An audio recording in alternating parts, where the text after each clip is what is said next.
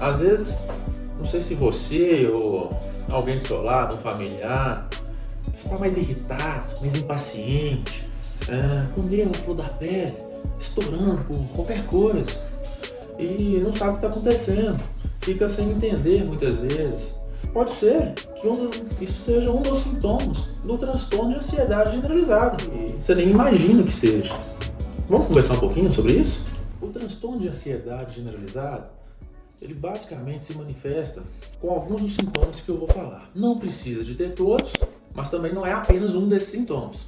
Quando a gente fala em ansiedade, quando a gente fala em transtorno de ansiedade generalizado, muita gente acha que basta ter ansiedade para se configurar como transtorno de ansiedade. E não, muito longe disso. Primeiro, que é muito normal e é fisiológico, inclusive, termos ansiedade, né? O detalhe aqui é o quanto de ansiedade, o quanto que essa ansiedade está atrapalhando o dia a dia da pessoa, o quanto que essa ansiedade está atrapalhando o dia a dia dela dentro de casa, no trabalho, nas relações sociais, né? Como que ela está se sentindo com a vida atual e com os pensamentos do futuro, né? Muitas vezes a ansiedade é tanto que a pessoa não consegue render bem no trabalho e atrapalha muito as relações dentro de casa, pioram muito devido a esse transtorno de ansiedade. O que significa então essa ansiedade? O que é a ansiedade? A ansiedade pode ser conceituada de diversas maneiras, mas a ansiedade é uma apreensão, uma sensação de que algo está por vir e muitas vezes você não sabe o que, né? Gerando ali uma preocupação excessiva, uma certa, alguns chamam de angústia, né? Às vezes você fica preocupando tanto, pensando tanto em uma determinada situação no futuro, que acaba que não presta atenção no presente. E aí nós começamos a conversar então dos outros sintomas do transtorno de ansiedade generalizada. E quais são eles, né? Além da própria ansiedade? A falta de concentração. Como eu disse aqui, muitas vezes a pessoa começa a se preocupar tanto com algumas questões do futuro ou questões relacionadas aí a outros aspectos que não do momento presente, que ela não consegue se concentrar, ela não consegue ter foco ali naquele momento. Então, um dos sintomas é a falta de concentração. E isso muitas vezes gera um outro problema, né? Que é o quê? A memória ruim, né? A pessoa não consegue memorizar, ela queixa muito que não está conseguindo guardar as coisas. Nossa, tá esquecendo demais ali a chave, tá esquecendo onde deixou a chave, onde deixou o livro, onde deixou o dinheiro, né? Inclusive. Mas por que esse esquecimento? Na verdade é porque ela não conseguiu reter a informação. Porque na hora que ela estaria ali retendo a informação, muitas vezes ela estava com a cabeça em outro local, né? Preocupada demais. Além disso, essa pessoa também pode ficar muito irritada, muito impaciente. Às vezes ela pode brigar mais com as pessoas, não de brigar, de agredir fisicamente, mas às vezes ela está mesmo ali, ou às vezes agredindo verbalmente, né, xingando, ou por dentro ela fica muito irritadíssima, se ela não esbraveja, né, se ela não solta aquilo para fora, ela fica muito irritada e sofre por aquilo. Tudo ali ela está ficando nervosa por pequenas situações que antes ela não ficava tão nervosa assim.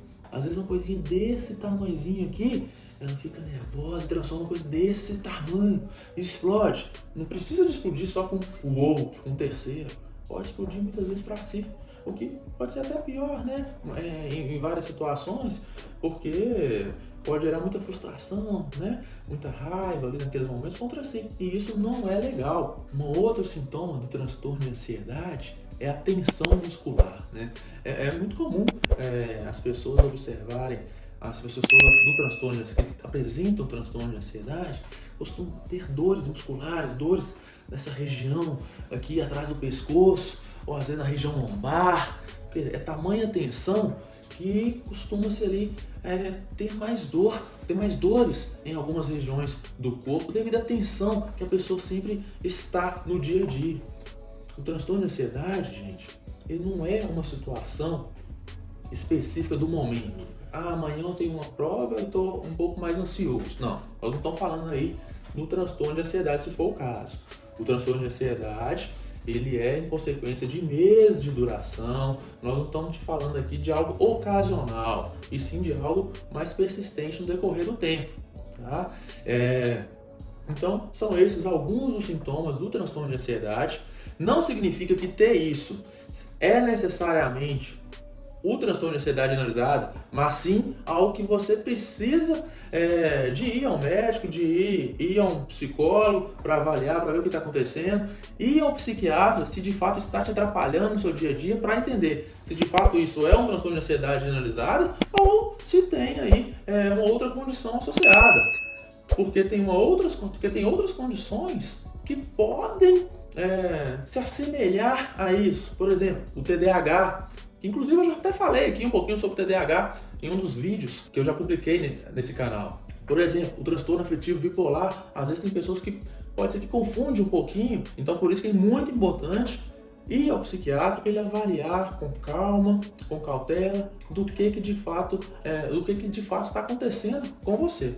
Muitas vezes eu atendo alguns pacientes aqui em um estado um pouco mais grave, em um nível de ansiedade tão intenso que já prejudicou ele em diversas situações e continua prejudicando em diversas situações da vida. E o que eu falo é o seguinte, o transtorno de ansiedade generalizada, ele é um transtorno de uma doença crônica. Eu estou falando aqui de uma doença crônica. Mas ser crônico, ter um transtorno crônico, não significa que é intratável.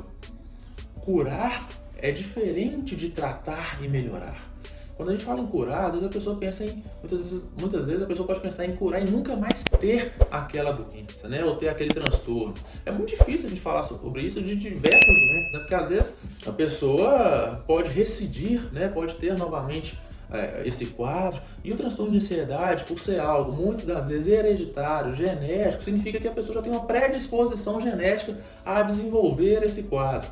E junto com essa predisposição genética, com essa questão dessa herança, vamos dizer assim, familiar, junto, associada aos gatilhos do dia a dia, né, as situações ambientais que são imensos nesse mundo em que nós vivemos, e principalmente em algumas pessoas, pode corroborar aí para desenvolver, né, esse quadro de transtorno de ansiedade. Ele pode melhorar com o tratamento medicamentoso, ou muitas vezes não medicamentoso, mas quando é num nível mais crítico, mais grave, muitas vezes é necessário o medicamento, melhora da maioria das vezes, né? Nós não podemos dizer aqui que 100% das vezes, porque de fato não é, né? Mas na maioria das vezes tem um bom prognóstico, tem uma boa evolução, né? Principalmente associado ao medicamento com a psicoterapia, que é o psicólogo, que é associação ali com um bom psicólogo, com uma boa terapia, você indo frequentemente.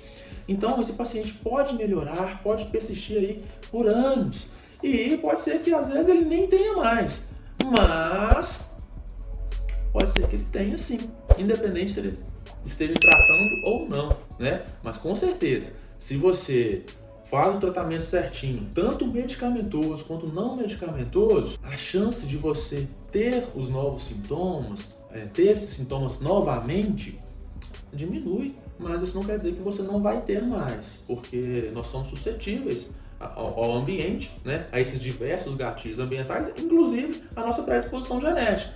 Aí é importante você procurar, né, o tratamento e manter. O que muita gente faz, e é errado, e tem que tomar muito cuidado, né, é que assim que começa o tratamento, às vezes melhora, né, faz pouco tempo ali de tratamento, tanto medicamentoso quanto não medicamentoso, melhora, fica bem, acha que está bem, e para, né? E para o tratamento muitas vezes de forma rápida, de uma vez de uma forma aí abrupta, que acaba que não é legal, né? Acaba que pode voltar a ter os sintomas, às vezes até mesmo em decorrência dessa retirada abrupta dos remédios, ou mesmo que não seja dos remédios, né? Aquela pessoa que vem fazendo atividade física, por exemplo, intensa, contínua, e para de uma vez, logicamente ela vai sentir falta daquela atividade física. Então, nada que você está fazendo ali, aquele tratamento já contínuo, com mais tempo, e você para de uma vez, provavelmente você vai ter consequência dessa falta desse tratamento.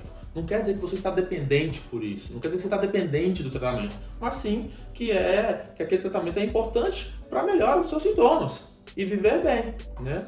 Obviamente, eu acredito ser esse um assunto de interesse público, de um interesse de muitas pessoas, principalmente no momento que nós estamos vivenciando, né? Então, se você acha que alguém pode se interessar por esse assunto, alguém pode se beneficiar desse conteúdo, compartilhe com essa pessoa, dê o seu like e se inscreva no canal.